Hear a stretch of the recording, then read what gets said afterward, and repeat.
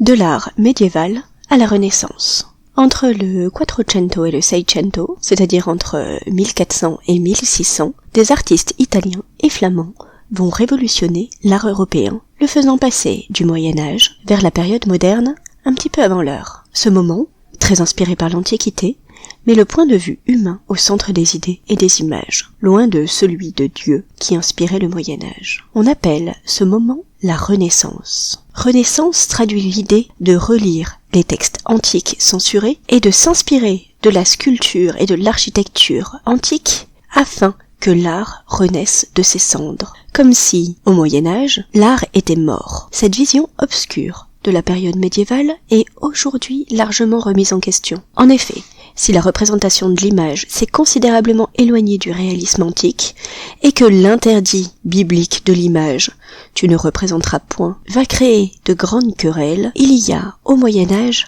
une vraie adoration de l'image, mais une image de l'idée, du symbole et de l'imaginaire. Les représentations ne ressemblent pas à la réalité, un peu par perte de savoir-faire, certes, mais surtout pour montrer d'autres choses.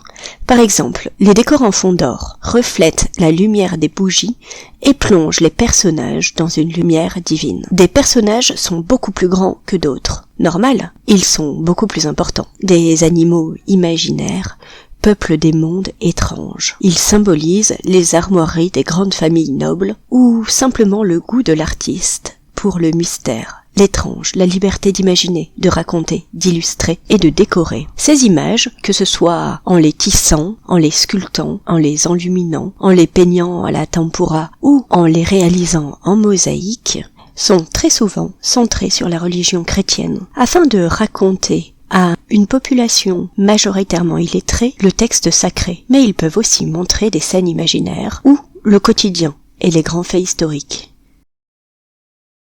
Dans la deuxième partie de la vidéo, découvrez comment les artistes de la Renaissance vont revenir sur tous les codes des arts médiévaux pour créer un art nouveau.